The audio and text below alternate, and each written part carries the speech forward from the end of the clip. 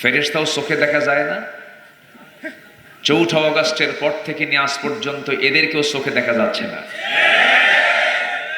এই জন্য ফেরেশতার একটা বৈশিষ্ট্য এদের মধ্যে আছে, ফেরেশতাও দেখা যায় না, এদেরকেও আর দেখা যাচ্ছে না। সম্মানিত ভাইয়েরা, সিলেটের আঞ্জুমানে খেদমতে কোরআনের যে মাহফিলটা অনুষ্ঠিত হতো, এটাও প্রায় 1 যুগ ধরে বন্ধ ছিল, এটাও এবার চালু হয়েছে, আমি ছিলাম। উত্তরবঙ্গের সবচেয়ে বড় যে মাহফিল দারুল আমান ট্রাস্ট পাবনা, যে মাহফিলটা, এটাও আমাকে 2014 সাল পর্যন্ত আমি গিয়েছি, এরপর 2024 পর্যন্ত 10 বছর আমাকে ঢুকতে দেয়নি।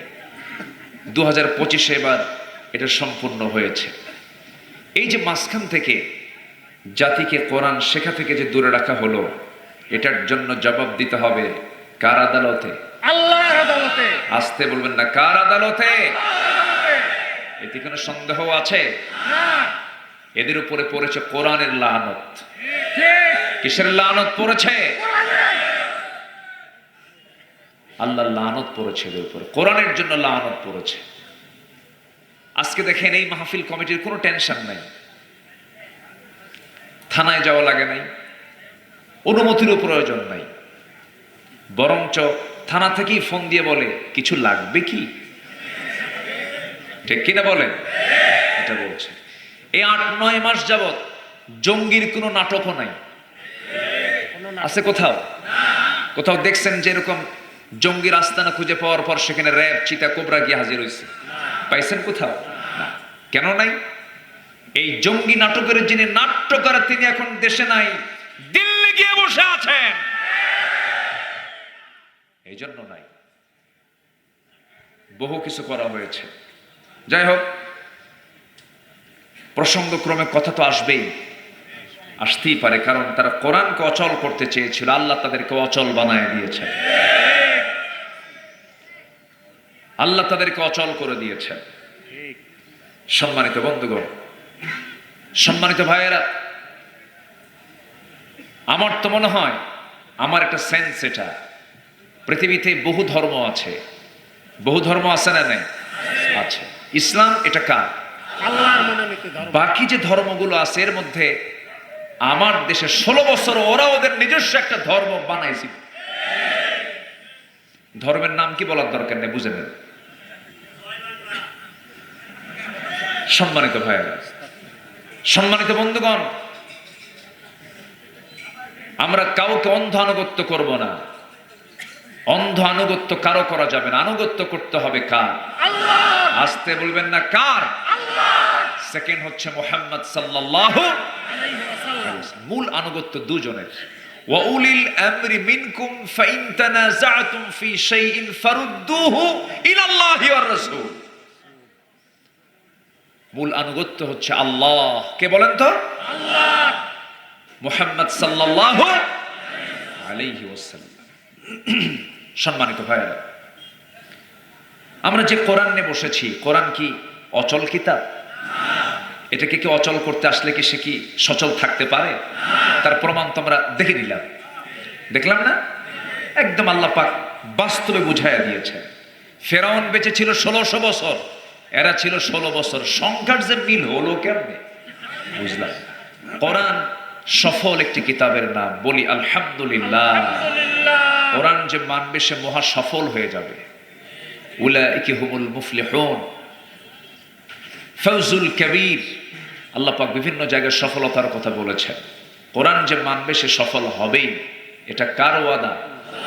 আসতে বলবেন না, কার ওয়াদা? আল্লাহর ওয়াদা। আল্লাহ রাব্বুল আলামিন এই কিতাবের ভিতরে সব কিছু বলে দিয়েছেন, কোনো কিছু বাদ পড়ে নাই, কোনো কিছু ছাড়া পড়ে নাই, সব কিছু বলে দিয়েছেন, সকল চাহিদা মিটিয়ে দিয়েছেন। আল্লাহ বান্দাকে চাহিদা মিটিয়ে দিয়ে প্রশ্ন করছেন, ফাআইনা তাযহাবুন ইন হুয়া ইল্লা যিকরুল লিল আলামিন লিমান শাআ মিনকুম আন ইয়াস্তাকিম ওয়া মা তাশাউনা ইল্লা আন يشاء الله رب العالمين জোরে বলুন আল্লাহু আকবার। কোন দিকে দৌড়াও, কোন দিকে যাও? তোমার জীবনের জন্য সবচেয়ে বড় জিকির হলো, স্মরণের কিতাব হলো এই কিতাব। কিতাবটা ভালো করে পড়ো, তিলাওয়াত করো, কিরাআত করো, দিরাসাত করো, তাদাব্বুর করো। শুধু তেলাওয়াতে সীমিত রাখা যাবে না, এটাকে দিরাসাতে নিয়ে আসতে হবে, তাদাব্বুরে নিয়ে আসতে হবে, কোরআনটাকে বাস্তবায়ন করতে হবে। আল্লাহ রাব্বুল আলামিন কোরআনে কারীমের ভিতরে ফৌজদারি দণ্ডবিধি দিয়েছেন, আইন দিয়েছেন, বিচার ব্যবস্থা সব কিছু এর মধ্যে বলে দিয়েছেন। নামাজ পড়বো কেমনে, কোরআনটাকে মেনে চললাম। রোজা রাখবো কেমনে, কোরআনটাকে মেনে চললাম। কিন্তু সচিবালয় চলবে কেমনে, ক্যান্টনমেন্ট চলবে কেমনে, আদালত চলবে কেমনে, কোরআন মানলাম না, কোরআনটা আমার পরিপূর্ণ মানা হলো না। কোরআন মানতে হবে এক জায়গায় না সব জায়গায়, সর্বত্র, এক জায়গায় না সব জায়গায়, সব জায়গায়। সব জায়গায়। কোরআনে কি নাই? কোরআন কি কোনো কিছু বাদ রেখেছে? না। এই যে কথা বলছি মাইকের যে আওয়াজ আপনি শুনতে পাচ্ছেন, এগুলো সব লোহা। এই যে লোহা, মাইকটা লোহা। এই যে লোহা নামে আল্লাহ পাক একটা সূরা নাজিল করেছেন, সূরাতুল হাদীদ। সূরাতুল হাদীদ, হাদীদ মানে কি? লোহা, আয়রন, লোহা। তো কোরআন যদি শুধু গতানুগতিক ভাবে ধর্মীয় কিতাব হতো, লোহা নাম তো এখানে আসার কথা ছিল না। আল্লাহ পাক লোহাটা কেন দিলেন এবং লোহার গুণাগুণটা কি আল্লাহ পাক তাও বলছেন। وَأَنزَلْنَا الْحَدِيدَ فِيهِ بَأْسٌ شَدِيدٌ وَمَنَافِعُ لِلنَّاسِ। কোরআন আমি লোহা নাজিল করেছি, ফিহি বাসুন শাদীদুন, যার মধ্যে রয়েছে প্রচন্ড শক্তি, ওয়া মানাফিউ লিন-নাস, আর মানুষের জন্য রয়েছে নানাবিধ উপকার। জোরে বলি সুবহানাল্লাহ। নানাবিধ উপকার রয়েছে। আল্লাহ পাক বলছেন লোহা আমি নাজিল করেছি। লোহা এটা এমন একটি আল্লাহর পক্ষ থেকে বান্দার জন্য নিয়ামত। লোহা যদি না থাকতো পৃথিবী কি সচল থাকতো? না। আমি আমার দেহ নিয়ে নড়াচড়া করতে পারি, আমার দেহটা দাঁড়িয়ে আছে হলো হাড়ের উপরে, বনের উপরে। ঠিক তেমনি একটা গাড়ি যদি আপনি বানাতে যান, স্ট্রাকচার তৈরিতে কি লাগে? লোহা লাগে। কাপড়টা সেলাই করবেন, ছিঁড়ে গেছে, এতটুকু অংশ আপনি সেলাই দেবেন, কি লাগে? লোহা লাগে, সুই লাগবে। তাহলে লোহাটা এমন একটা উপাদান যা ছাড়া পৃথিবী সম্পূর্ণ অচল। এই লোহা কে নাজিল করেছেন বলেন তো? আল্লাহ। লোহা নাজিল হয়েছে। কিন্তু আপনি যদি গ্যাসের দিকে তাকান, আমার দেশের গ্যাস ধরুন, সিলেটে যে গ্যাসটা, এই গ্যাসটা কি নাজিল হয়েছে না নিচ থেকে ওঠে?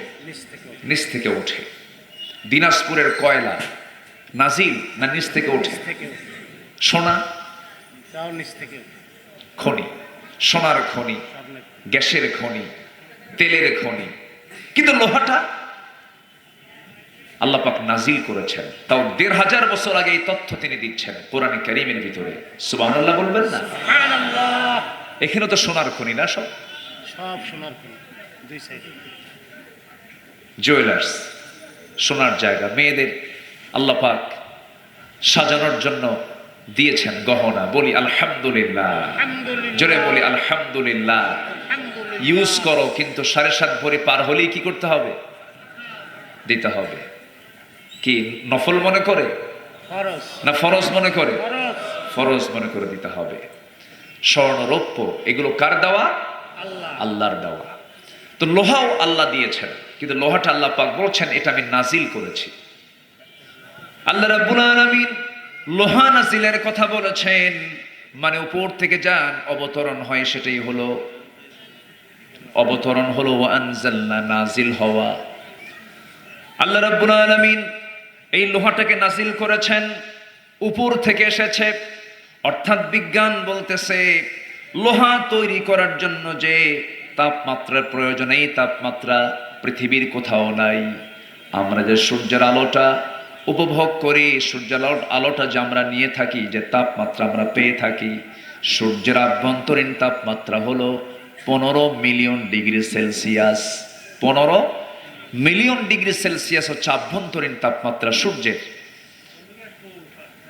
সেই তাপমাত্রা সূর্য এত দূরে থাকার কারণে আমাদের কাছে এসে পৌঁছায় 30, 35, 40, 44, 50, 56 ডিগ্রি পর্যন্ত। আমি মিনাতে পেয়েছি, হজের সফর আমি মিনাতে পেয়েছি, 56 ডিগ্রি পর্যন্ত পেয়েছি। তো সূর্যের এই তাপমাত্রা আভ্যন্তরীণ হলো 15 মিলিয়ন ডিগ্রি সেলসিয়াস। আর লোহা তৈরি করার জন্য যে তাপমাত্রার প্রয়োজন, সেই তাপমাত্রা বিজ্ঞান বলছে হলো 5 বিলিয়ন ডিগ্রি সেলসিয়াস তাপমাত্রা প্রয়োজন। 5 বিলিয়ন ডিগ্রি সেলসিয়াস তাপমাত্রা না থাকা পর্যন্ত লোহা তৈরি হবে না। বিএসআরএম, কেএসআরএম, একেএস এগুলো লোহা বানায় না, এরা প্রসেস করে, প্রসেস তৈরি করে, এরা প্রসেসিং করে। কিন্তু লোহাটা মূল কার অবদান? আল্লাহ। আসতে বলবেন কার অবদান? এখন বিজ্ঞান বলছে, এই কোরআনের এই আয়াতকে গবেষণা করে বলছে, এই লোহাটা আকাশ থেকে এসেছে। মহাশূন্যের মাঝে কোনো সুপারনোভার বিশাল একটা বিস্ফোরণের মধ্য দিয়ে সেই মহাশূন্য থেকে আল্লাহ তাআলা লোহাকে পৃথিবীবাসীর উপকারের জন্য নাজিল করে দিয়েছেন। সুবহানাল্লাহ। এই যে পাকিস্তান ইন্ডিয়াকে মাঝে মাঝে একটু মেরে দিচ্ছে, আবার ইন্ডিয়া মারতেছে পাকিস্তানকে, সব কিছুর মূল ধাতু কি বলেন? লোহা। বলেন বলেন বলেন। লোহা। আল্লাহ বলছেন ফীহি বাসুন শাদীদুন, যার মধ্যে রয়েছে প্রচন্ড শক্তি। ঠিক। যেটা পাকিস্তান মারতেছে ইন্ডিয়াকে, সেটা আমাদের নেওয়ার কথা ছিল, কিন্তু দাদাবাবু অসন্তুষ্ট হবে, নিতে দেয়নি। আমার দেশের সাবরেইনটি, স্বাধীনতা সর্বত্র টিকে রাখার দরকার আছে না নাই? আসতে বলবেন না, আছে না নাই? আমার দেশের একটা ইঞ্চি মাটি মানুষ অন্য কাউকে দিতে দেব না। আমার দেশের স্বাধীনতা টিকে রাখার দায়িত্ব আমাদের আছে না নাই? আছে। বলেন আছে না নাই? আছে। আচ্ছা, আমরা জগদ্দল পাথর আমাদের মাথা থেকে সরেছে, আমরা টিকে থাকতে চাই স্বকীয়তা নিয়ে, যোগ্যতা নিয়ে, রাইট। আল্লাহর উপরে আস্থা এবং বিশ্বাস নিয়ে। ঠিক। আমাকে রাশা বাঁচাবে না, আমেরিকা বাঁচাবে না, দিল্লি বাঁচাবে না, আমাকে বাঁচাবেন কে? আল্লাহ আমাকে বাঁচাবে। এই বিশ্বাস আমাদের থাকলে বিজয় দিবেন কে? আল্লাহ। বিজয় কার হাতে? আল্লাহর। সকল কল্যাণ কার হাতে? আল্লাহর হাতে। বিয়াদিকাল খাইর ইন্নাকা আলা কুল্লি শাইইন কাদির। আল্লাহ রাব্বুল আলামিন বলেন, ওয়ামা উমিরু ইল্লা লিয়া'বুদুল্লাহা মুখলিসিনা লাহুদ-দীন হুনাফা ওয়া ইউকিমুস সালাতা ওয়া ইউতুস যাকাত ওয়া যালিকা দীনুল কাইয়্যিমা। জোরে বলুন আল্লাহু আকবার।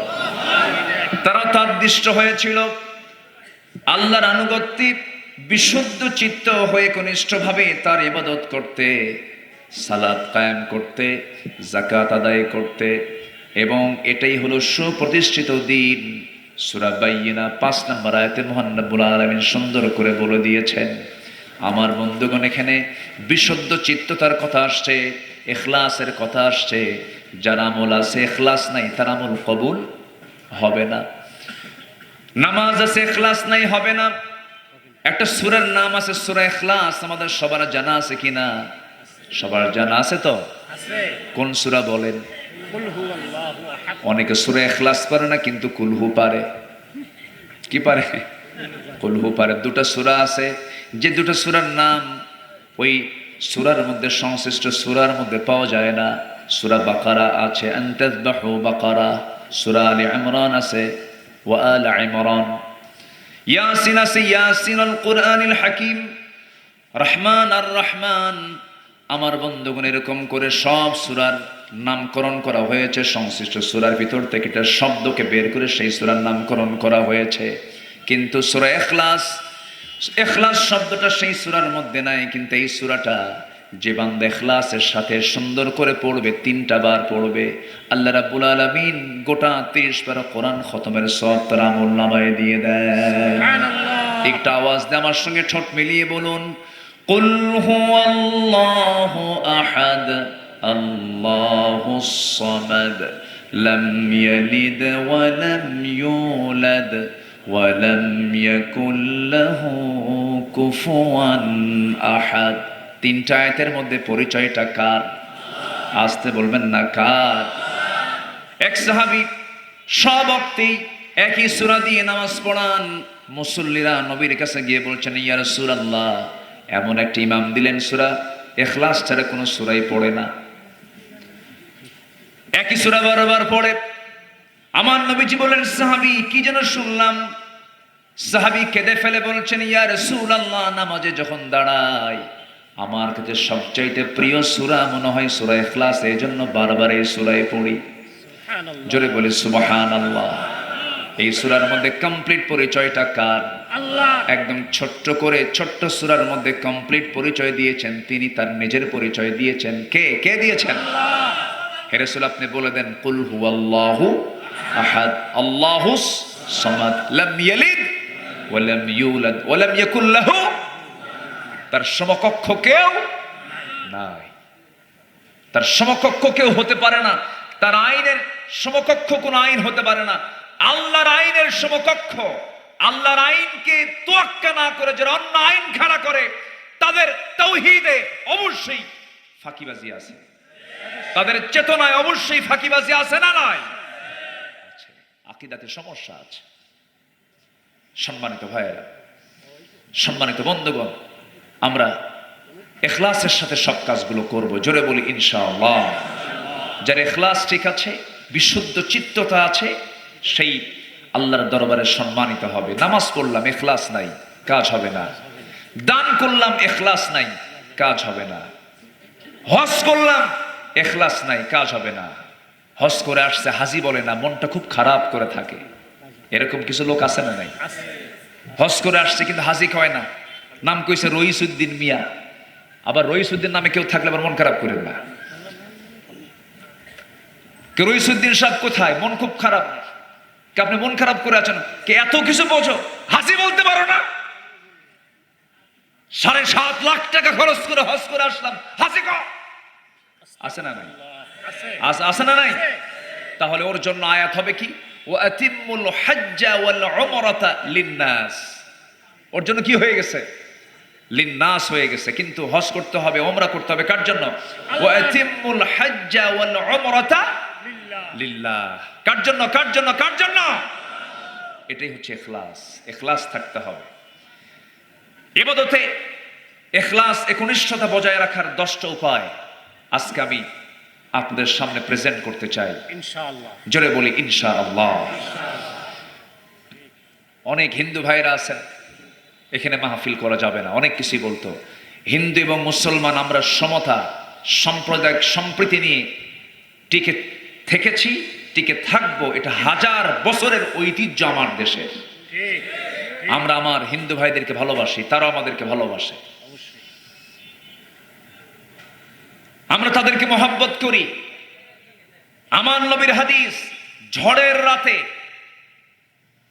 একটা পাখি তার ছানাগুলোকে যেমন ঝড়ের কবল থেকে বাঁচানোর জন্য 2টা ডানা বিছিয়ে তাদেরকে আগলে রাখে, একটা মুসলমান, একটা মুসলিম সমাজে কোনো যদি অন্য ধর্মের লোক থাকে, সেই মুসলমানের দায়িত্ব হলো সেই সমস্ত সংখ্যালঘু অমুসলিমদের তাদেরকে ওই রকম করে রহমতের ডানা দিয়ে তাদেরকে আগলিয়ে রাখা। ঠিক। ইসলাম দিয়েছে এটা। কিন্তু যারা আমাদেরকে সাম্প্রদায়িক সম্প্রীতির সবক দিতে চান, তাদের মধ্যে সাম্প্রদায়িক সম্প্রীতি নেই। মুসলমানদের শত শত বছর আগের সেই ঐতিহ্যের মসজিদ, বাবরি মসজিদকে ভেঙ্গে টুকরা টুকরা করা হয়েছে। এখন পর্যন্ত মসজিদগুলোকে ভাঙা হচ্ছে। সম্মানিত ভাইয়েরা, একটা বিষয় মাথায় রাখবেন, ইহুদি, নাসারা এবং মুশরিক মুসলমানদের কখনো বন্ধু হতে আসতে বলেন বন্ধু হতে পারে না, কখনোই না। সম্মানিত বন্ধুগণ, তাহলে আমরা ভিতরে ইখলাস নিয়ে আসবো। যার মধ্যে ইখলাস থাকে তাকে বলা হয় মুখলেস। কি বলা হয় বলেন তো? মুখলেস। খুলনার মুখলেস না, কিন্তু মুখলেস নামে লোক আছে না নাই বলেন? আছে। এই মুখলেস হতে হবে কার মুখলেস? বলেন কার? কার? আল্লাহর মুখলেস হতে হবে, বিশুদ্ধ চিত্ততার অধিকারী হতে হবে, দিল থেকে কাজগুলো করতে হবে। আমরা আল্লাহর যা কাজ করব সব মুখ থেকে করব না দিল থেকে করব? দিল থেকে করব। আমার বন্ধুগণ, একটু কান লাগাবেন।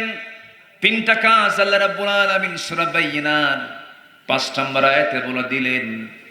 নাম্বার 1 হলো তারা নামাজ কায়েম করবে, নাম্বার 2 হলো তারা যাকাত আদায় করবে, এবং প্রথমে আল্লাহ রাব্বুল আলামিন যেটা স্পেশালি বলেছেন সেটা হলো ইবাদত করবে ইখলাসের সাথে। কার? আল্লাহর।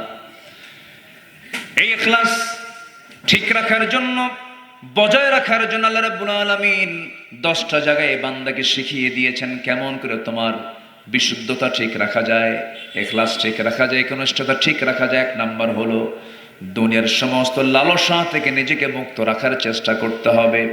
আল্লাহ রাব্বুল আলামিন বলেন, মান কানা ইউরিদুল হায়াতাদ দুনিয়া وزينتها نوفى إليهم أعمالهم فيها وهم فيها لا يبخسون। জোরে বলুন আল্লাহু আকবার। দুনিয়ার সমস্ত অবৈধ লোভ লালসা থেকে নিজেকে পরহেজ রাখার চেষ্টা করতে হবে, নিজেকে সমস্ত অবৈধ চিন্তা থেকে দূরে রাখতে হবে।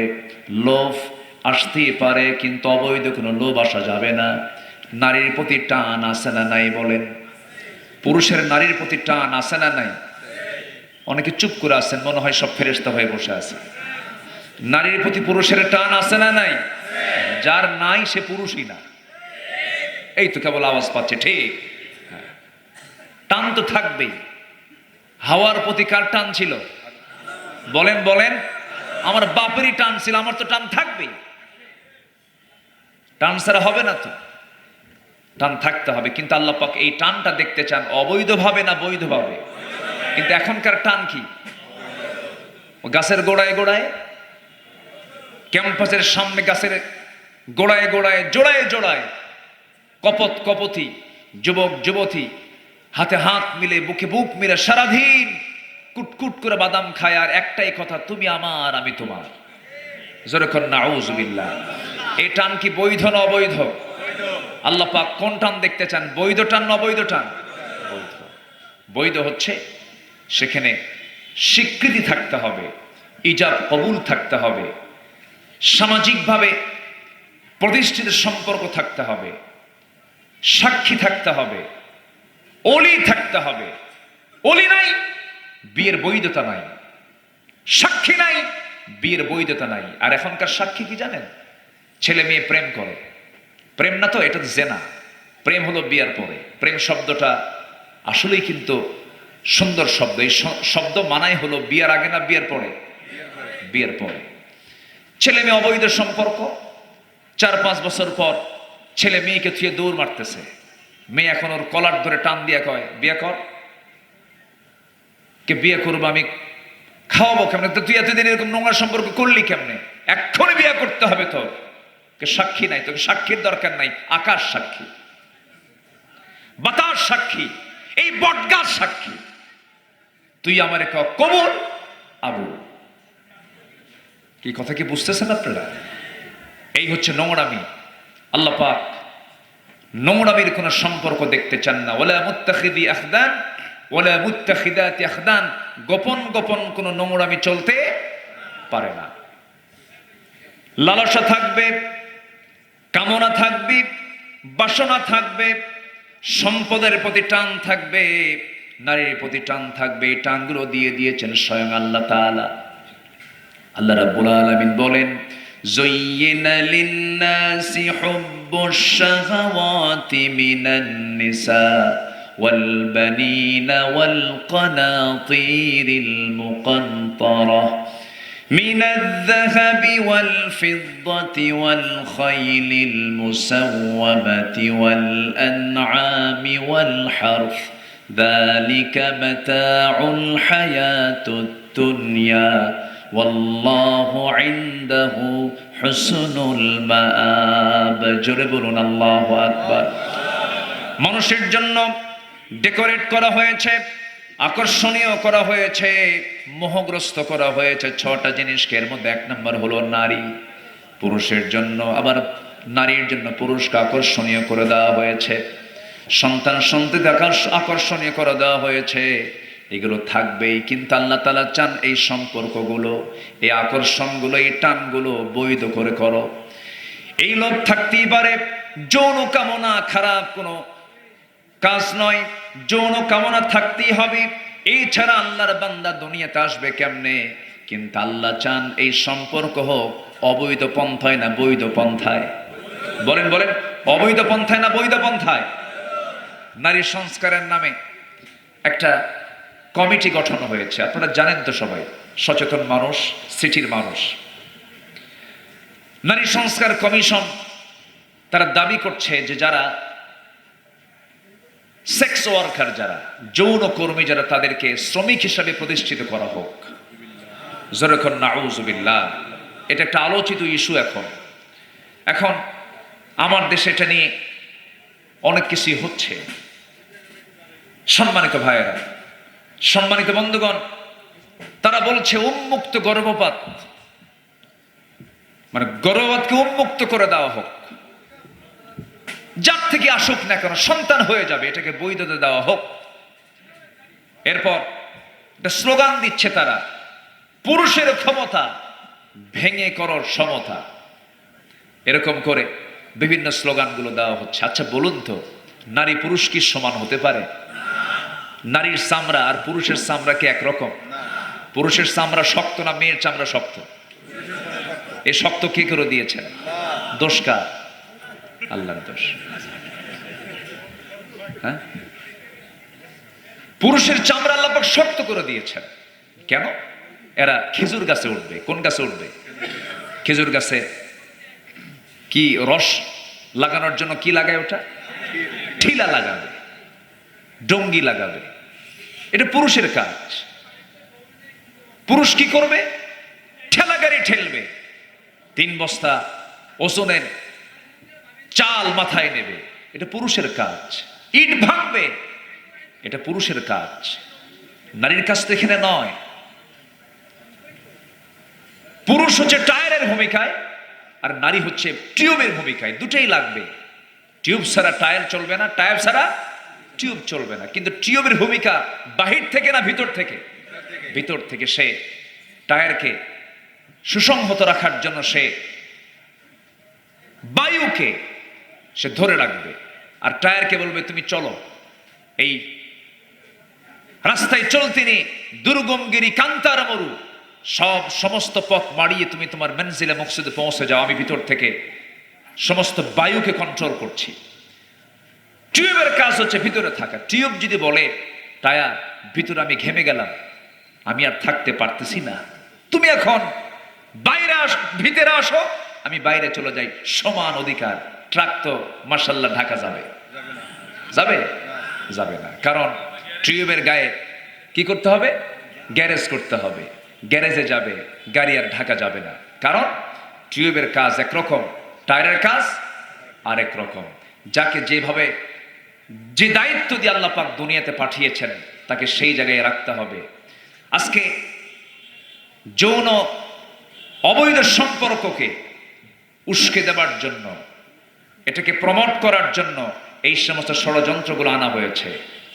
বিদেশিদের কিছু সাহায্য পাওয়ার জন্য, নিজেদের কায়েমি স্বার্থকে বাস্তবায়ন করার জন্য এই ইস্যুটা আনা হয়েছে।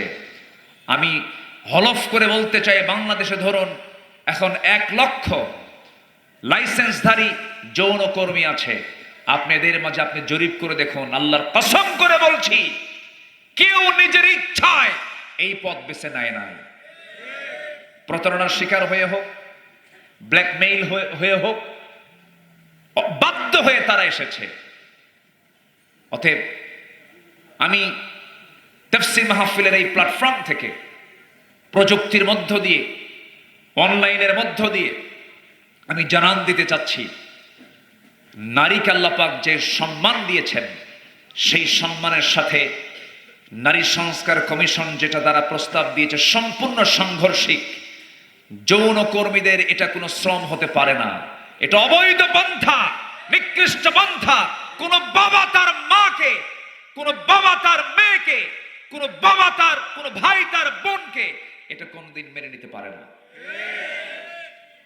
সম্মানিত ভাইরা, সম্মানিত বন্ধুগণ, যৌন সম্পর্ক আল্লাহ পাক চান, কিন্তু সেই সম্পর্কের মধ্যে আল্লাহ পাক রহমত দেখতে চান। কি দেখতে চান? রহমত দেখতে চান। সেই সম্পর্ক হলো স্বামী স্ত্রীর সম্পর্ক, মাওয়াদ্দাতু ওয়া রাহমা, যে সম্পর্কের মধ্যে আছে ভালোবাসা এবং রহমত। আর স্বামী স্ত্রী ছাড়া যে সম্পর্ক হবে, ভালোবাসা কিছু থাকতে পারে, রহমতের সেটা ফোটাও সেই জায়গায় খুঁজে পাওয়া যাবে না। থাকবে সেখানে অসুস্থতা, থাকবে সেখানে HIV, থাকবে সেখানে গনোরিয়া, সিফিলিস, মরণ ব্যাধি রোগ, জেনা আছে যেখানে, নতুন রোগের জন্ম সেখানে। ঠিক কিনা? সম্মানিত ভাইরা, এই জন্য অবৈধ কোনো লোভ, অবৈধ কোনো লালসা, ইখলাস যদি আমার ভিতরে আনতে চাই, এটা থেকে আমাকে মুক্ত থাকতে হবে। এক নাম্বার গেল, আমরা অবৈধ লোভ থেকে নিজেকে বাঁচাবো। জোরে বলি ইনশাআল্লাহ, জোরে বলি ইনশাআল্লাহ। সম্পদের দিকে টান থাকতেই পারে, সম্পদের দিকে টান কার না নাই, থাকবে, কিন্তু সেটা কি অন্যের সম্পদ না নিজের সম্পদ? ক্ষমতা পাইছেন, অন্যের পুকুর দখল করবেন। ক্ষমতা পেয়েছেন, চাঁদাবাজি করবেন। ক্ষমতা পেয়েছেন, স্বর্ণের দোকানে এসে বলবেন মাসে মাসে এত টাকা চাঁদা দিতে হবে। এই চাঁদাবাজদের কোন নেতৃত্বে বাংলার জমিনে বাস্তবায়ন হতে দেব না। রাজি আছেন কারা কারা? হাত উঁচু করে দেখা। স্লোগান তো আর দিচ্ছে, আরো একটু শক্ত করে দেন না।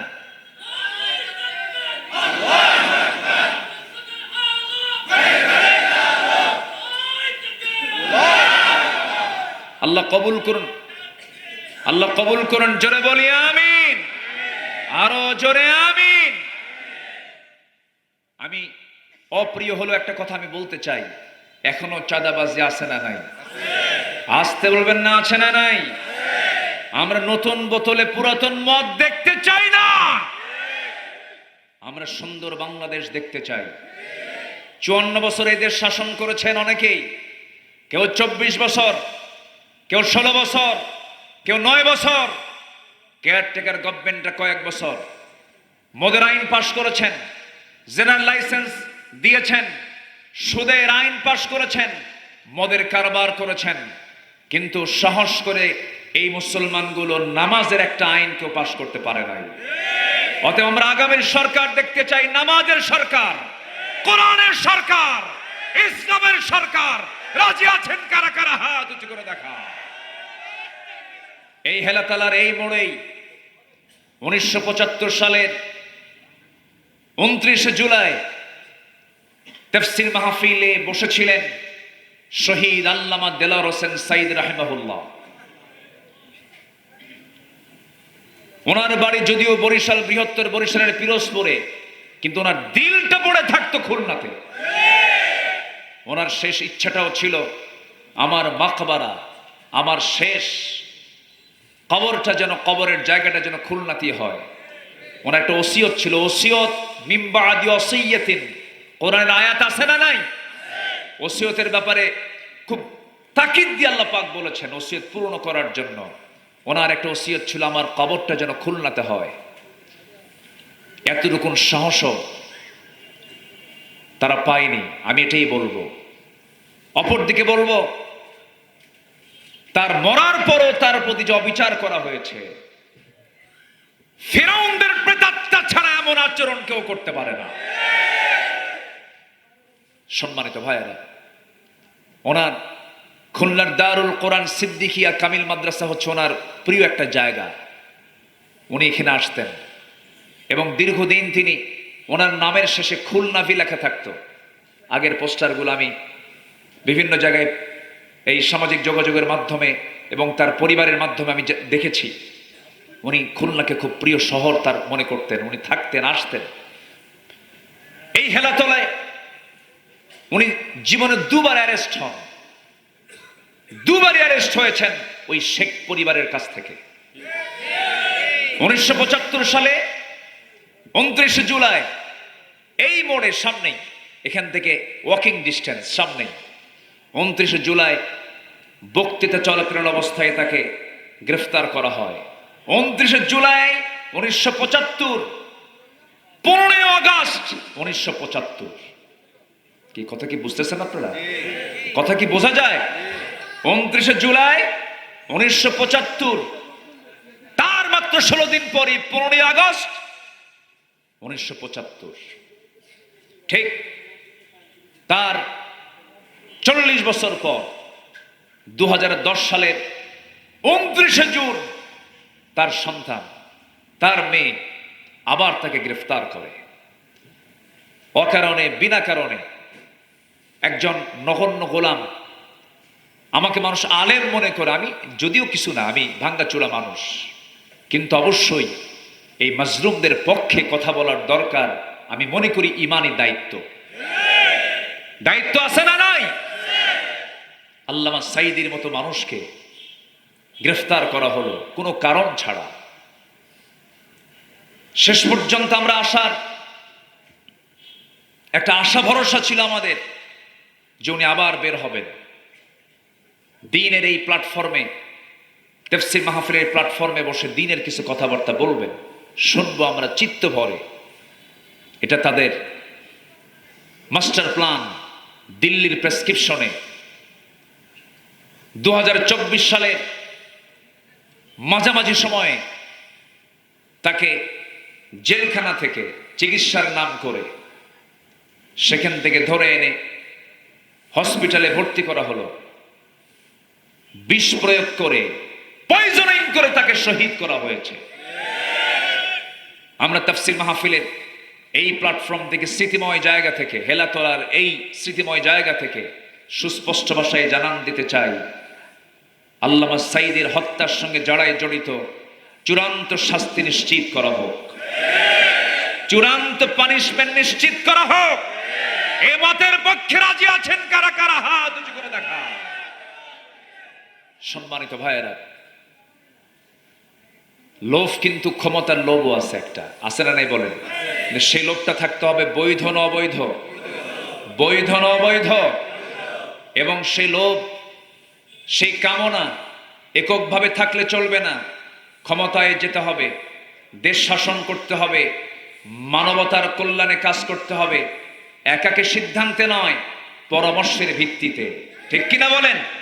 জবাবদিহিতার মানসিকতা নিয়ে আল্লাহর কাছে কি জবাব দিতে হবে, এমন মানসিকতা নিয়ে এই কাজ করতে হবে। সম্মানিত ভাইয়েরা, সম্মানিত বন্ধুগণ, এক কথায় একনিষ্ঠ হওয়ার জন্য, মুখলেস হওয়ার জন্য 10টা উপায়ের মধ্যে 1 নম্বর উপায় হচ্ছে আমরা অবৈধ সকল প্রকার লোভ লালসা থেকে নিজেকে পরহেজ রাখবো।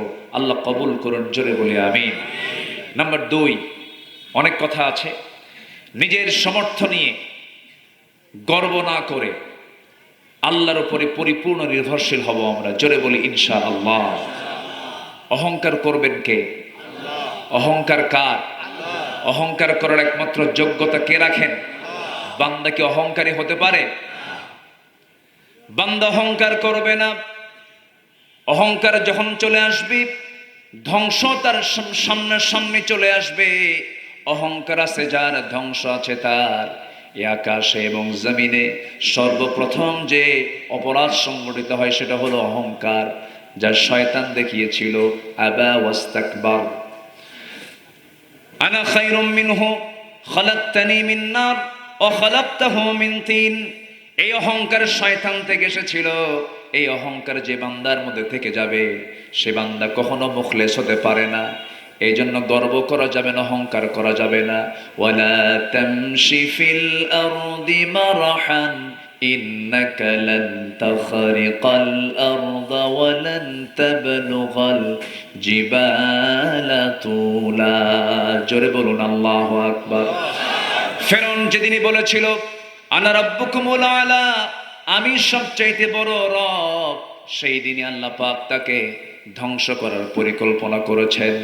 ফেরাউন যখন বলেছে আমি সবচাইতে বড় রব, মাটির সঙ্গে পানিতে চুবায় মেরেছেন তিনি আমার কে। ওয়াগরাকনা আলা ফিরাউন, ফেরাউনকে আমি শুধু চুবাই নাই, তার 14 গোষ্ঠীকে আমি পানিতে চুবায় তাকে মেরেছি। নমরুদ তাকাব্বুরি করে বলেছিল আল্লাহ কোথায়? আল্লাহ তাকে কি দিয়ে বিদায় করেছেন বলেন? কি মশা? ন্যাংরা, এটা ভুল, অটিস্টিক মশা। কি মশা বলেন? ন্যাংরা মানে কি, হয়তো কোন একটা আঘাতে তার পাটা হয়তো দুর্বল হয়ে গেছে, ভেঙে গেছে, এটা হচ্ছে ন্যাংরা। আর যে মশা ওকে ঘায়েল করেছে সেটা হচ্ছে অটিস্টিক, মানে জন্মগতভাবেই প্রতিবন্ধী। আছে না এরকম কিছু? এরকম একটা মশা আল্লাহ পাক তার জন্য সিলেক্ট করলেন। একটা অটিস্টিক অকেজো প্রতিবন্ধী মশা দিয়ে আল্লাহ পাক নমরুদকে বিদায় করে দিয়েছেন। মশাকে আমরা যদিও তুচ্ছ ভাবি, মশা কিন্তু তুচ্ছ কোনো আল্লাহর মখলুক না, আল্লাহর সৃষ্টি না। এর মধ্যে অনেক কিছু শেখার আছে। মেসাল দিয়েছেন মশা দিয়ে, আছে না? ইন্নাল্লাহ লা ইস্তাহি আইয়াদরিবা মাসালাম মা বাউদাতান, আল্লাহ পাক মশার উদাহরণ দিয়েছেন। মশাকে আমরা যদিও ছোট ভাবি, কিন্তু মশা কিন্তু একদম ছোট, এটা ছোট কোনো প্রাণীও নয়। এই আধুনিক দুনিয়াতে মশার কামড় খায় মানুষ কিন্তু মরে, মরে না? মশার নামটা যেন কি? ডেঙ্গু, এডিস মশা। ডেঙ্গু জ্বর হয়ে মানুষ মারা যায়, এডিস মশার কামড়ে মানুষ মারা। সামান্য একটা মশা। আচ্ছা বলেন তো, মানুষ মশাকে ভয় পায় না মশা মানুষকে ভয় পায়? ভালো করে বলবেন। হ্যাঁ হ্যাঁ, আচ্ছা মশারি টাঙায় কে? মশা টাঙায় না মানুষ টাঙায়? তাহলে কে ভয় পায়? মানুষই তো ভয় পাচ্ছে। আপনি মশাকে ছোট ভাববেন? আল্লাহ পাক দেখেন উদাহরণটা দিয়েছেন, মেসালটা দিয়েছেন। আই ইন্নাল্লাহ ইস্তাহি আন ইয়াদরিবা মাসালাম মা বাউদাতান, আল্লাহ পাক স্ত্রী মশার কথা বলেছেন। বাউদাতান, স্ত্রী মশা। মশা যেটা কামড়ায়, বংশ প্রজনন বৃদ্ধির জন্য যে কামড়ায়, এটা স্ত্রী মশা কামড়ায়, পুরুষ মশা কামড়ায় না। এই মশাটা যখন কারো দেহের উপরে, কারো চামড়ার উপরে যখন পড়ে, যখন সে তার দেহটা চামড়ার উপরে রাখে, তখন সে আগে গতিবিধি লক্ষ্য করে সলিমুদ্দি কোন দিকে চেয়ে আছে। সলিমুদ্দির চেহারার দিকে তাকায়া সে বসে। বসার পরে আগে হুল ফুটায় না, আগে চতুর্দিকে আগে এনেস্থেশিয়া করে নেয়। যারা এখানে মেডিকেল সায়েন্সের ছাত্র থাকতে পারেন, সেখানে ডাক্তার থাকতে পারেন। এনেস্থেশিয়া হচ্ছে মেডিকেলের একটা ভাষা। কি করে? অজ্ঞান করে, এনেস্থেশিয়া করে, একটা অজ্ঞান করে, চতুর্দিকে আগে অজ্ঞান করে নেয়, যেন সেখানে কোনো হুশ না থাকে, অবশ করে নেয়। সুন্দর করে সে তার হুলটা ফুটাতে থাকে, আস্তে আস্তে করে ঢুকায়। সলিমুদ্দিন টের পায় না, ধীরে ধীরে ঢুকায়া এত সুন্দর করে সেখান থেকে মশা রক্তগুলো চুষে নিয়ে তার পেটের মধ্যে উঠায় নেয়। পরিমাণ মতো যদি নেয়, কিছু স্মার্ট মশা আছে, পরিমাণ মতো নিয়ে কখন বসে, কখন খায়, কখন যায় বান্দা বোঝে না। কিন্তু কিছু মশা আছে, ছেঁচড়া মশা আছে কিনা বলেন? খাওয়ার সময় হুঁশ নাই, ওই যে বসছে খাইতে খাইতে ওর পাখার যে ওজন, দেহের যে ওজন, তার চাইতে খাদ্যের ওজন বেশি হয়ে যায়। তখন সে আর উঠতে পারে না, খাইয়াই সেখানেই মরে। এই 16 বছর যারা ছিল তারা খাইছে হলো বেহুশ মশার মতো। ঠিক কিনা বলেন? কি মশার মতো? বেহুশ মশার মতো খাইছে, কিন্তু হুশ ছিল না। এমন খাওয়া খাইছে হজম করতে পারে নাই। এই বৃহত্তর খুলনার সাতক্ষীরা সদরের বারবার নির্বাচিত একজন এমপির বাড়ি বুলডোজার দিয়ে ভেঙে ফেলেছিল, একজন জনপ্রতিনিধির বাড়ি প্রশাসন দিয়ে ভেঙেছিল। তার জবাব পাওয়ার জন্য মাত্র কয়েক বছর পরে প্রশাসন ভাঙ্গে নাই, জনগণ তাদের বাড়ি ভেঙে চুরমার করে দিয়েছে। ঠিক কিনা? হারামের কোন আরাম, হারামের কোন আরাম। লুটপাট করেছে, দেশের সম্পদ দেশে রাখ, তাও রাখে নাই। কারণ বিয়ে বাড়ি তো এই দেশ না, বিয়ে বাড়ি হলো আমেরিকা, বিয়ে বাড়ি ইউরোপ। সন্তানাদি কেউ দেশে থাকে না, সব বাহিরে থাকে। দেশের সম্পদ আর করবে কি? গোড়ায় হাত দিবেন। দেশকে প্রকৃত কারা ভালোবাসে তাদেরকে আগে খুঁজে বের করুন। কাদের হাতে দেশ নিরাপদ এটা মাথায় রাখতে হবে। আমি একজন একাই বাংলাদেশ, এটাকে মাথায় নিয়ে চলতে হবে। আল্লাহ পাক প্রত্যেককে সচেতন নাগরিক হওয়ার তৌফিক দান করুন। অহংকার করা যাবে না। অহংকার করেছে ফেরাউন, শেষ হয়েছে। অহংকার করেছে নমরুদ, শেষ করেছেন তিনি আমার কে? আল্লাহ পাক। এই মশা, আপনি রাতের বেলা ঘুমাতে যাচ্ছেন, লাইট দিয়ে দেখতেছেন আপনার ঘরে একটা মশাও নাই, কিন্তু আপনি লাইট বন্ধ করেছেন, মশারি টাঙান নাই, অন্ধকার, 10 মিনিট যাই নাই, দেখবেন আপনার নাকের কাছে কানের কাছে এসে সারেগামা পাধানিসা কি আছে, আওয়াজ আছে না নেই বলেন তো? তাহলে এ টের পাইলো কেমন? আপনি আলোতে দেখলেন না, ও অন্ধকারে খুঁজলো কেমন? আপনি খুঁজে বের করলো কেমন?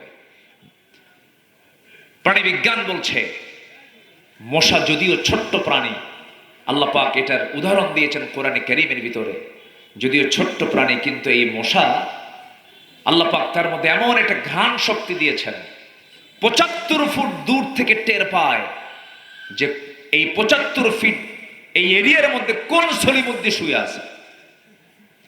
সুবহানাল্লাহ বলবেন না? জোরে বলি সুবহানাল্লাহ। খুঁজে পায়। আমার বন্ধুগণ, আল্লাহ রাব্বুল আলামিন অহংকার করতে মানা করেছেন। অহংকার করতে যেও না। নমরুদকে আমি মশা দিয়ে শেষ করেছি, ফেরাউনকে আমি পানি দিয়ে চুবাইয়া মেরেছি, আবু জেহেলকে আমি নাবালক সন্তানের হাতে আমি তাকে ধরাশয়ী করে ফেলেছি। আবু জেহেল রাসূলকে কি কষ্ট দেওয়া বাদ দিয়েছিল, লোক লেলিয়ে দিয়েছে, সন্ত্রাসী লেলিয়ে দিয়েছে, চোখের সামনে সাহাবে কেরামকে ধরে ধরে কাউকে পিঠের চামড়া তুলে দিয়েছে, জ্বলন্ত অঙ্গারের উপরে পিঠ চাপায় ধরে পিঠটাকে ঝাঁঝরা বানায় দিয়েছে, ক্ষত ক্ষত করে দিয়েছে, গর্ত গর্ত করে দিয়েছে। ইয়াসার পরিবারকে চোখের সামনে, নবীর চোখের সামনে শহীদ করে দেওয়া হয়েছে। ইয়াসার রাদিয়াল্লাহু সামনে দাঁড়ালেন। আবু জেহেল বলল, ইয়াসার শুনলাম কালেমা পড়েছো? হ্যাঁ কালেমা পড়েছি। মারতে মারতে রক্তাক্ত করে একটা পা একটা ঘোড়ার পায়ের সাথে বেঁধে, আরেকটা পা আরেকটা ঘোড়ার পায়ের সঙ্গে বেঁধে দিয়া, দুই দিকে চালায়া দিয়া মুরগির রানের মতো 2 টুকরা করে দুনিয়া থেকে বিদায় করে দেওয়া হয়েছে। সুমাইয়া রাদিয়াল্লাহু আনহা, সেই ইয়াসার রাদিয়াল্লাহুর স্ত্রী, তাকে ধরা হলো। মারতে মারতে রক্তাক্ত করে দিয়া শেষ পর্যন্ত কালিমা গ্রহণের অপরাধে তার অপরাধী বানায়া বর্ষার আঘাত দিয়া বুক দিয়ে ঢুকায়া পিঠ দিয়ে বর্ষা বের করে সুমাইয়াকেও দুনিয়া থেকে বিদায় করা হয়েছে। শুধু আমার নবীজি এই দৃশ্যগুলো দেখেছেন, ক্ষমতা ছিল না তার হাতে। আমার নবীজি শুধু হাত উঁচু করে বলেছেন, সাবরান আলা ইয়াসার, সাবরান আলা ইয়াসার, ফাইন্না মাউইদাকুমুল জান্নাহ, তোমাদের জন্য জান্নাতের ওয়াদা করা হয়েছে, অপেক্ষা করো, ধৈর্য ধরো। আমার নবীজি মক্কার মাটিতে শেষ পর্যন্ত টিকতেই পারলেন না। দাওয়াতি কাজ বন্ধ হয়ে গেছে। দাওয়াতি কাজ ছিল আমার নবীজির নেশার মতো। আমার নবীজি এই কাজটাকে বন্ধ রাখতে পারলেন না, চলে গেছেন বুক বড় আশা নিয়ে তায়েফের ময়দানে। তায়েফে চলে গেছেন কালিমার দাওয়াত দিতে গিয়ে। আমার নবীজির ছোট্টকাল স্মৃতি বিজড়িত সেই তায়েফের ময়দান, বনু সাদে তিনি ওই দিক দিয়েই হালিমতু সাদের ঘরে বারবার গিয়েছেন, বারবার এসেছেন। সেই তায়েফে যখন কালিমার দাওয়াত দিতে গেছেন, সেই তায়েফে কালিমার দাওয়াত দিতে গিয়ে আমার নবীজি ফুল পেয়েছেন না পাথর পেয়েছেন? কি পেয়েছেন বলেন? ফুল পেয়েছেন না পাথর পেয়েছেন? পাথর পেয়েছেন। এক একটা পাথর লাগাতে নবীজির দেহ থেকে ফিনকি দিয়ে রক্ত পড়া শুরু হয়ে গেছে, মাথা রক্ত পায়ের তলায় গিয়ে জমাট বেঁধেছে। আমার নবীজিকে এত কষ্ট তায়েফের কাফেররা দিয়েছে, মক্কার কুরাইশরা দিয়েছে। বিশ্ব নবীর মতো মানুষ যিনি রাস্তায় হাঁটলে পরে, আকাশের নিচে হাঁটলে পরে, আল্লাহ রাব্বুল আলামিন তার সম্মানে সূর্যের নিচে এক খণ্ড মেঘ রেখে দিতেন, যেন তার গায়ে মেঘে সূর্যের জন্য তাপ না লাগে। সেই নবীর এত সম্মান, যে নবীর হাতের ইশারা আকাশের চাঁদ দ্বিখণ্ডন হয়েছে, সেই নবীজি তায়েফে মার খেলেন, সেই নবীজি মক্কায় মার খেলেন। সেই নবীজির অনুসারীরা সাহাবে কেরাম দুনিয়া থেকে শাহাদত বরণ করলেন, দুনিয়া থেকে বিদায় নিলেন দিন কায়েমের জন্য। শেষ পর্যন্ত আমার নবীজি মক্কায় টিকতে পারলেন না, মদিনায় হিজরত করলেন। মদিনায় চলে গেলেন। মদিনায় যাওয়ার পরে 1 বছর গেল না, 1 বছর যেতে না যেতে বদর যুদ্ধের ডাক চলে এলো। রমজান মাসে আমার নবীজি সাহাবে কেরামকে নিয়ে 16টা রোজা সম্পূর্ণ করেছেন। যুদ্ধের ডাক চলে এলো। আবু জেহেল করলো কি, 1000 সৈন্য নিয়া সমস্ত কাট্টা কাফেরদেরকে সঙ্গে করে নিয়া বদর প্রান্তরে উপস্থিত হয়ে গেল। লোহিত সাগর পাড়ি দিয়ে, লোহিত সাগরের ঘেসে ঘেসে তারা রওনা দিয়ে 4.5 মাইল অতিক্রম করে বদরে চলে আসছে। নবীর কানে যখন সংবাদ চলে এলো, রাসূল বলছেন, সাহাবীরা রোজা রাখছো, তাকওয়া অর্জন হয়ে গেছে, মাশাআল্লাহ। চলো এখন আমরা তাকওয়ার প্রয়োগ ক্ষেত্র আমরা বের করে নেই। যুদ্ধের ডাক এসেছে, চলো বদরে যেতে হবে। সাহাবীরা বললেন, লাব্বাইক ইয়া রাসূলুল্লাহ, রোজাও রাখবো, জিহাদও করব। রাসূল বললেন, না না, ইন কুনতুম মারদা আও আলা সাফারিন, সফরে থাকো অথবা অসুস্থ হও, রোজা পড়ে রাখলেও চলবে, রোজাটা ভেঙ্গে ফেলে দাও।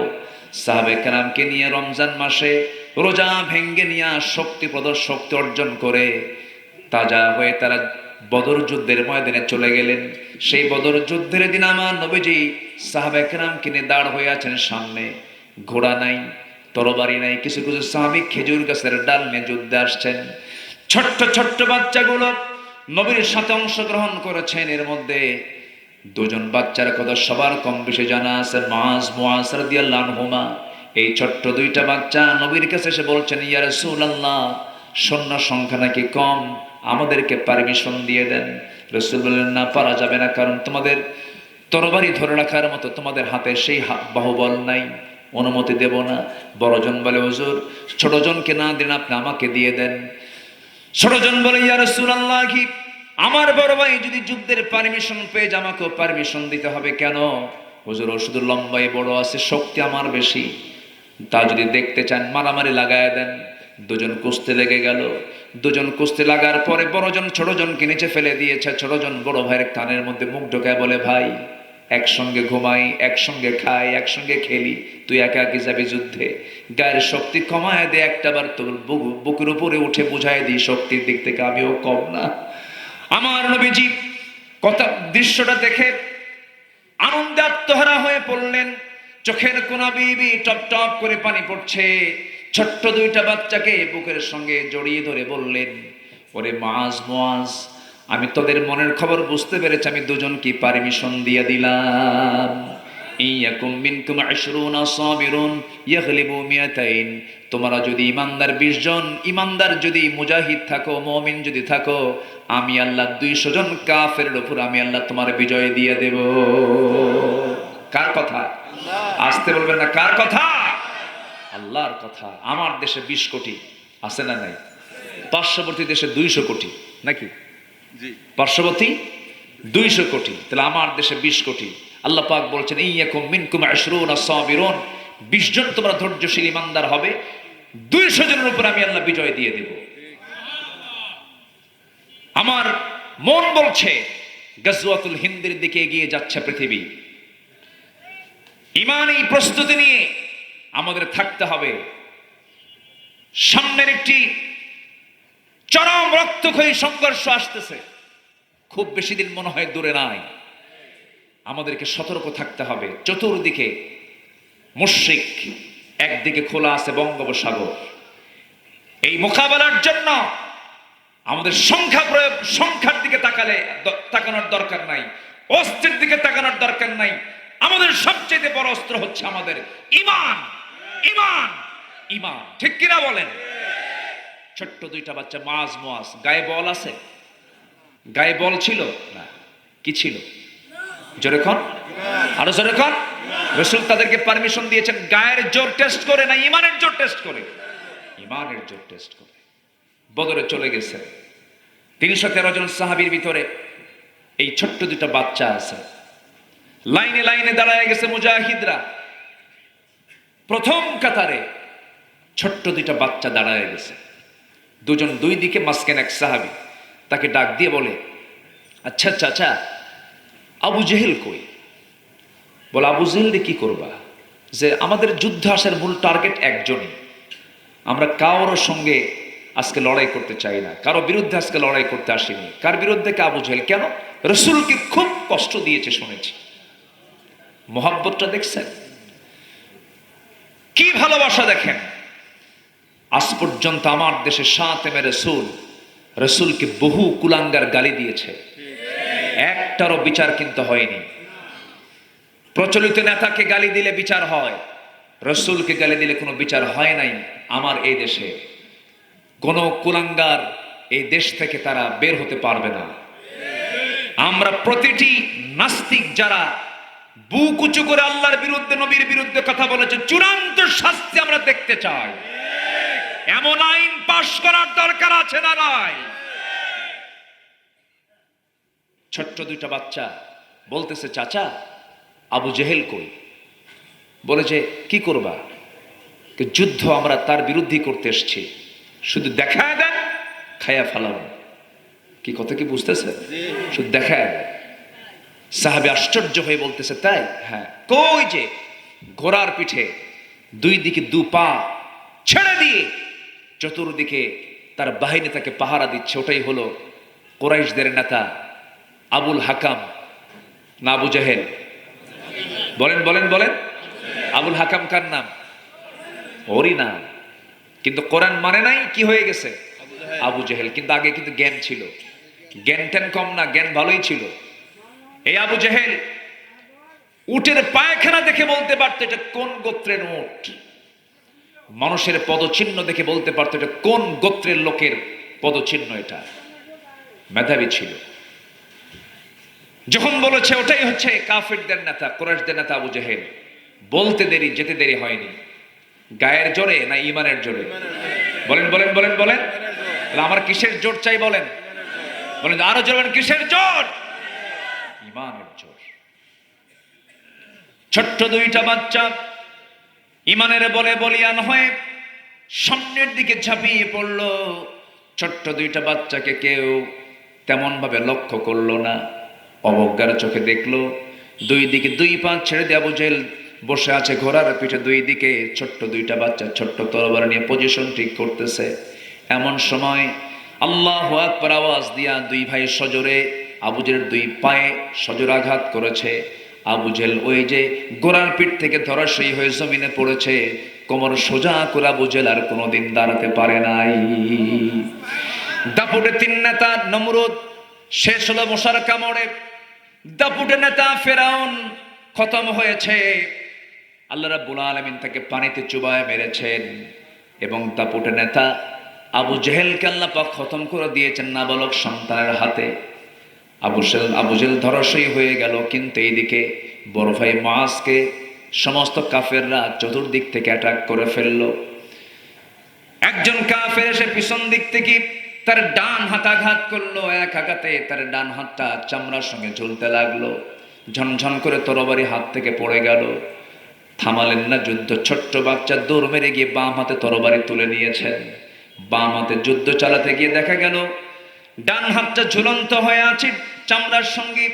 ঝুলন্ত হাতটা সে বাম হাতে বারবার ধাক্কা খায়।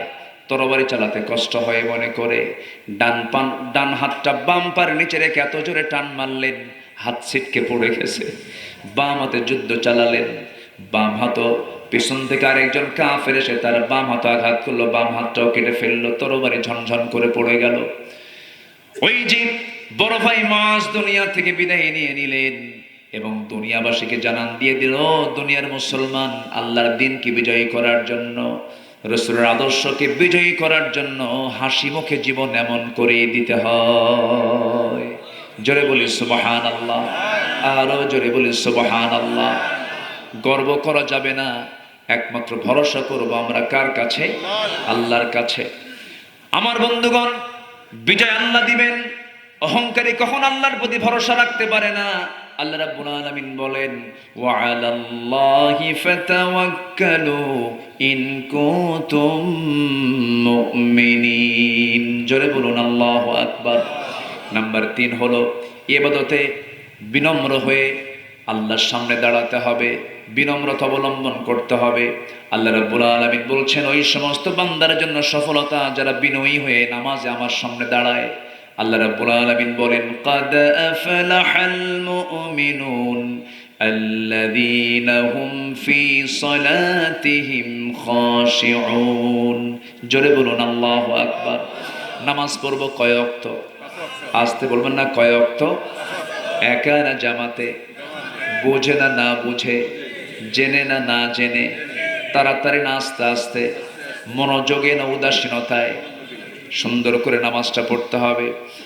জেনে রাখবেন, যার নামাজটা যত সুন্দর হবে তার ঈমানটা তত সুন্দর হয়ে যাবে। নামাজটা হতে হবে অসময় না সময়ে হতে হবে? বলেন, আসসালাতু আলা ওয়াক্তিহা ইন্নাস সালাতা কানাত আলাল মুমিনিনা কিতাবাম মাওকুতা। আমার বন্ধুগণ, এই জন্য মুখলেস হওয়ার জন্য, বিশুদ্ধ চিত্ততা ভিতরে নিয়ে আসার জন্য 10টা উপায় আমি বলতে চেয়েছি।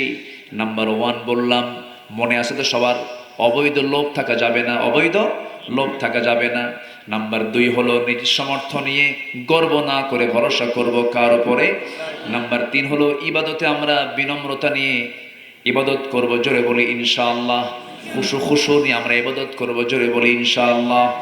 নাম্বার 4 হলো ইবাদতে একনিষ্ঠতার জন্য, মুখলেস বান্দা হওয়ার জন্য হালাল রুজির দিকে খেয়াল করতে হবে। রুজিটা হতে হবে হালাল না হারাম? হালাল না হারাম? হালাল হতে হবে।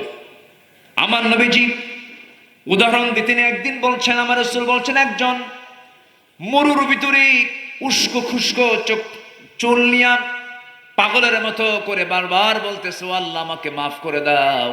কিন্তু রাসূল বলছেন হুদাইবিল হারাম, তার খাবারটা হারাম, তার কাপড়টা হারাম, তার দেহটার সমস্ত রক্ত গঠনটা হারাম খাদ্য দিয়ে হয়েছে।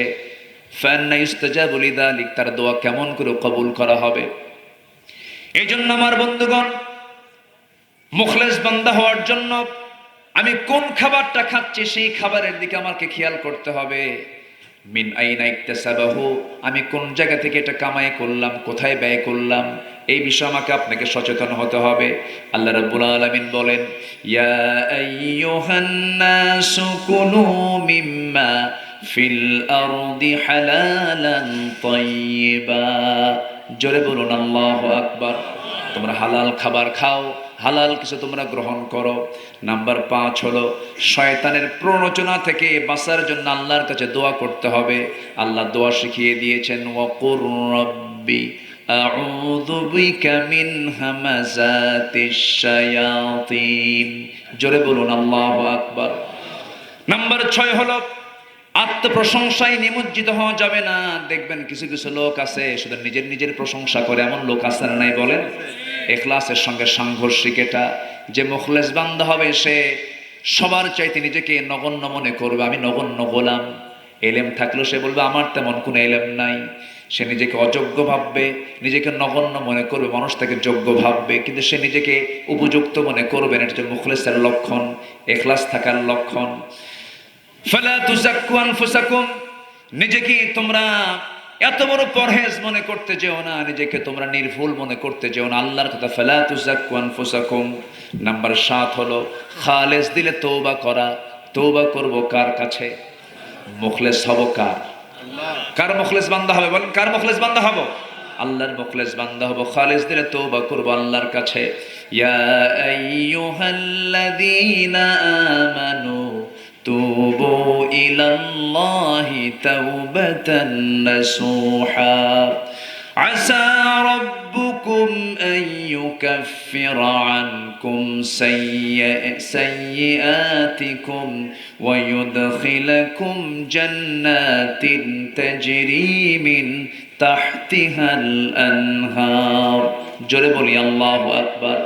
আত-তাইবু মিনাজ যামবি কামান লা যামবা লাহ, যার তওবা কবুল হয়ে যায় তার আগের জীবনের কোনো গুনাহ থাকে না। জোরে কোন সুবহানাল্লাহ। তওবা কবুল মানে কি? তার আগের জীবনের কোনো গুনাহ থাকে না। নাম্বার 8 হলো মুখলেস হওয়ার জন্য 10টা উপায়ের মধ্যে 8 নাম্বার উপায় হলো সৎকর্মে মনোযোগী হওয়া, সৎকর্মে মনোযোগ দেওয়া এবং ধৈর্য ধারণ করা। আল্লাহ রাব্বুল আলামিন বলছেন, ওয়াসবির ফাইন্নাল্লাহা লা ইউদিউ আজরাল মুহসিনিন। জোরে বলুন আল্লাহু আকবার। ধৈর্য আছে যার পুরস্কার আছে তার, রাগ আছে যার কি মহাক্ষতি আছে তার। রাগ কি যোগ্যতা না ধৈর্য যোগ্যতা? বলেন বলেন। রাগ যোগ্যতা না ধৈর্য যোগ্যতা? ব্যবসা করতে কি লাগে? এই জুয়েলার্সের দোকানে অনেক কাস্টমার আসে, এই ডিজাইন পছন্দ হয় না, আরেক ডিজাইন, আরেক ডিজাইন পছন্দ হয় না, আরেক ডিজাইন, 7-8টা ডিজাইন দেখার পর কয় হলো না। যদি রাগ খুব বেশি হয় তখন কি করবে দোকানদার? কি বলেন না, বুঝতেছেন না? যদি রাগ দেখায় ওই কাস্টমার আর কোনোদিন তার দোকানে আসবে? আসবে না। এরপরও ভিতরে ভিতরে যদি একটু মন খারাপও হয়, একটা গ্লুকোজ মার্কা হাসে, একটা কৃত্রিম হাসি মেরে দেয়, ঠিক আছে, আছে না? নাই বলেন, আছে। ভিতরে ভিতরে একটু হয়তো রাখছে, কিন্তু প্রকাশ হতে দেয় না। এই যে ধৈর্য, ধৈর্য আছে ব্যবসা আছে, ধৈর্য আছে বাড়ির বউ আছে, ধৈর্য নাই বাড়ির বউ নাই। পরশুদিন আমাকে এক মহিলা ফোন দিয়ে বলে, হুজুর আমার স্বামী আমাকে সকালে 1 তালাক দেয়, বিকেল আরেক তালাক দেয়, আমি কি আসি না নাই? কি কথা কি বুঝতেছেন? তাহলে এটা কি ধৈর্যের পরিচয়? রাগ উঠলেই তালাক মারে, সমস্যা। তারপরে আপনি কোন কাজটা করতে যাবেন, আপনি যে কাজই করতে যান না কেন, নামাজ পড়তে যাবেন, কিছু কিছু মুসল্লি আছে এত ধৈর্য হারা, ইমাম যদি একটু খুতবাটা একটা 20-এ শেষ করতে হয়, একটা 25-এ যদি যায়, খালি ঘড়ি দেখে, আছে না? যে ঘড়ি দেখার দায়িত্ব কি মুসল্লির না খতিবের? কার দায়িত্ব বলেন? যে মুসল্লি ঘড়ি দেখে ওটা কি আদবলা মুসল্লি না বেয়াদব মুসল্লি? কি কথা কি বোঝা গেল? ধৈর্য নাই, এগুলো করে। এই জন্য প্রত্যেকটা জায়গায় যে ধৈর্য অবলম্বন করবে তার সাথে কে আছেন? ধৈর্য নাই আল্লাহ, ধৈর্য নাই তার সঙ্গে কে আছে? বলেন কে আছে? শয়তান আছে, শয়তান। রাখবেন, বড় একটা ক্ষতি হয়ে যাবে, দেহেরও ক্ষতি হবে আপনার। রাগ করতেছেন, হঠাৎ করে বুক ধরে শেষ। এই জন্য চিত্তকে শান্ত করতে হবে, চরম ধৈর্যশীলতার পরিচয় দিতে হবে, মানুষের কথাকেও হজম করতে হবে, আবার কথা বলতে নিয়েও অত্যন্ত যত্নশীল হতে হবে। মানুষের কথা এবং হাতের আঘাত, এই দুটো জিনিস মারাত্মক ভয়ঙ্কর। রাসূল প্রান্তিক কথা বলেছিলেন, আল মুসলিম মান সালিম আল মুসলিমুনা মিন লিসানিহি ওয়া ইয়াদিহি। প্রকৃত মুসলমান সেই যার জবান থেকে এবং হাত থেকে অন্য মুসলমান নিরাপদে থাকে। যার হাত ঠিক নাই, জবান ঠিক নাই, সে প্রকৃত মুসলিম হতে পারে না। সম্মানিত ভাইয়েরা, আল্লামা সাঈদীকে নিয়ে কি নাটক করা হয়েছে, বলা হয়েছে উনি নাকি ধর্ষণ করেছে, উনি নাকি মানুষের বাড়িতে আগুন ধরিয়ে দিয়েছে। এ তো শয়তানও মানবে না। শয়তান কয় আমিও মিশা কথা কই, এরকম মিশা কথা কই না আমি। কিছু সাক্ষী জোগাড় করেছিল। সুখরঞ্জন বালির নাম শুনছেন তো মনে হয়। সুখরঞ্জন বালির সঙ্গে আমার দেখা গত অগাস্টে। তো আমি তাকে বললাম, ভাই আপনি অন্য ধর্মের মানুষ, আবার এই লোকটার জন্য আপনি দেশ ছাড়া হলেন, 5 বছর দমদমিয়ে জেলখানায় জেল খাটছেন উনি। তো বললাম যে আপনি এই কাজটা করার কি দরকার ছিল? তো উনি বললেন, আমি অন্য ধর্মের হতে পারি, আমি কি সততাকে বিক্রি করে খাবো? মনে মনে ভাবলাম, আমার দেশের অনেক জালেম, আমার দেশের অনেক জালেম আলেম আছে, কিন্তু বিশ্বের ইতিহাসে এমন রেকর্ড নাই যে স্বৈরাচার পালায় সাথে বাইতুল মুকাররমের খতিবও পালায়, এরকম কিন্তু নাই। মনে মনে চিন্তা করলাম, এই লোকটার ঈমান নাই, কিন্তু তার ভিতরে যে শক্তি সাহস, তার যে সততা, অনেক ঈমানদারকে সে ডিঙ্গিয়ে গেছে সততার দিক থেকে। জেল খাটছে, অনেক ত্যাগ স্বীকার করেছে, সাক্ষী জোগাড় করেছে। আল্লামা সাঈদীর বিরুদ্ধে সে সাক্ষীর জন্ম কত সালে? জন্ম হলো ৭৬ আর ঘটনা হলো ৭১। তো এই 5 বছর পরের আগের ঘটনা 5 বছর পরের জন্ম হলো, জানলো কেমনে? রুহের জগৎ থেকে দেখছে। কিসের জগৎ থেকে? রুহের জগৎ থেকে। এই কল্পিত নাটকগুলো তৈরি করা হয়েছে। আল্লামা সাঈদী তো উনি নিরাপদে আছেন, উনি তো ভালোই আছেন, উনি তো চলেই গেছেন, কিন্তু যারা নাটক করেছে তারা আজকে কোথায় তোমরা? ঠিক কিনা? আল্লাহ আছেন না নাই? আল্লাহ আছেন না নাই? উনি কত আগে বলেছিলেন এমন একটা সময় আসবে পালানোর জন্য একটা ইঁদুরের গর্ত খুঁজে পাবা না।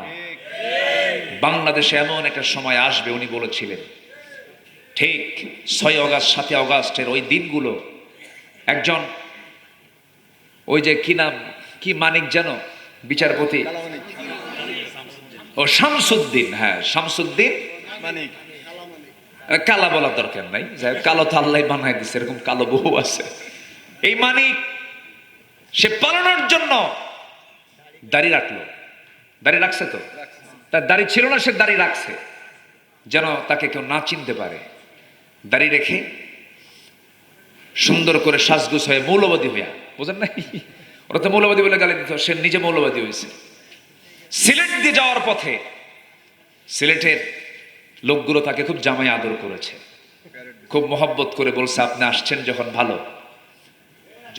এই হচ্ছে ওদের অবস্থা। মাত্র 7 দিন আগে কি চিত্র ছিল, মাত্র 7 দিন পরে কি চিত্র দেখিয়ে দিয়েছেন তিনি আমাকে। একজন দাড়ি কাটছে, দাড়ি রাখছে, আরেকজন দাড়ি আবার বাঁচার জন্য কাটছে, বোঝেন নাই? একজন রাখছিল, আরেকজন কি কাটছে। সে করলো কি, পাজামা খুলে লুঙ্গি পরলো, পাঞ্জাবি খুইলা গেঞ্জি পরলো, মাথার সাদা চুল ফেরেশতার মতো ধবধবে সাদা, চেহারাটা মাশাআল্লাহ সুন্দর, দেখে মনে হয় একদম আসমান থেকে জিব্রাইল নামছে। মাথার চুল কালো বানালো, মুখের দাড়িটা কাটলো। আইনমন্ত্রীকে বললো, ভাই উপায় তো নাই, চলে। ভুল করে আবার নৌকায় চলল। নৌকায় চড়ে নৌকার মানে কি বলে, হ্যাঁ, নৌকার মাঝি আর ঘাট খুঁজে পাচ্ছে না। শেষ পর্যন্ত ভিড়তে পারলো না। শেষ পর্যন্ত কোস্টগার্ড ধরে ফেলছে। আইনমন্ত্রীকে চিনছে, কিন্তু ওনাকে চেনে নাই। আইনমন্ত্রীকে দেখে বলে, স্যার চিনছি, চলেন থানায় চলেন। আমি কি একা আসছি? আমি তো জামাতের সাথে আসছি। মানে হ্যাঁ, আমি তো একা আসি না, ওই যে বসে আছে কত মাঝি, ভালো করে দেখো, চোখ খুলে দেখো, ওটাই দরবেশ। বিপদে পড়লে ফাসেককেও ছাড়ে না, ঠিক কি না? ফাসেককে ছাড়ে না। আমি শুধু বিপদে পড়বো, ওরে নিয়ে বিপদে, ওরেও ধর। ইমানদার এমন হয় না। ইয়ার মুখের ঘটনা সবার জানা আছে না? পানির যন্ত্রণায় ছটফট করছে একজন, বলে আমি তৃষ্ণার্ত, আমাকে পানি দাও। সে বাম দিকে তাকায় দেখে আরেকজন পানির জন্য ছটফট করছে, বললো আমি না, ওকে দাও। সেই সাহাবী বলে, আমি না, ওকে দাও। 6ষ্ঠ জনের কাছে গেছে, সে বলছে আমি পানি পান করবো না, 1ম জনের কাছে চলে যাও। আর একজন বলে, শুধু আমি আসছি একা, ওই যে আসছে, ওরেও ধর। একা যাবো না, জামাতের সাথেই যাব। সম্মানিত ভাইয়েরা, আল্লাহ আছেন না নাই বলেন? আসতে বলেন, আল্লাহ আছেন না নাই? কুফুর দিয়ে শাসন চলে, জুলুম দিয়ে শাসন চলে না। কুফুরকে আল্লাহ পাক টিকসই করতে পারেন, জুলুমকে আল্লাহ পাক টিকসই করেন না। ইতিহাস তার সাক্ষী। আমরা ধৈর্যের পরিচয় দেব, জোরে বলি ইনশাআল্লাহ। আল্লাহ কবুল করুন, জোরে বলি আমিন। নাম্বার 9, দাম্ভিকতা দেখানো যাবে না। দাম্ভিকতা পতনের একটা অন্যতম লক্ষণ। ছেলেরা বলল, সারা জীবন তো কোটা দিয়েই চাকরি বাকরি দিলেন, মেধার যাচাই হলো না। আমরা ঢাবির ছাত্র, দেশের সর্বোচ্চ বিদ্যাপীঠে পড়াশোনা করেছি, আমরা আর কোটা চাই না, আমরা মেধা যাচাই চাই। যৌক্তিক একটা আন্দোলন হলো। জবাবে একজন বলে ফেললেন, রাজাকারের নাতিপুতিরা চাকরি পাবে। এটা কি বিনয়ের লক্ষণ না দাম্ভিকতার লক্ষণ? বলেন, বিনয় না দাম্ভিকতা? দাম্ভিকতা। আল্লাহ পাক ধরে ফেলেছেন দাম্ভিকতা। আমার বান্দাগুলো কি তুই এড়িয়ে যাস? ওলা তুসাইদ খাদ্দাকা লিন-নাস ওলা তামশি ফিল আরদি মারাহা, ওলা তামশি ফিল আরদি মারাহা।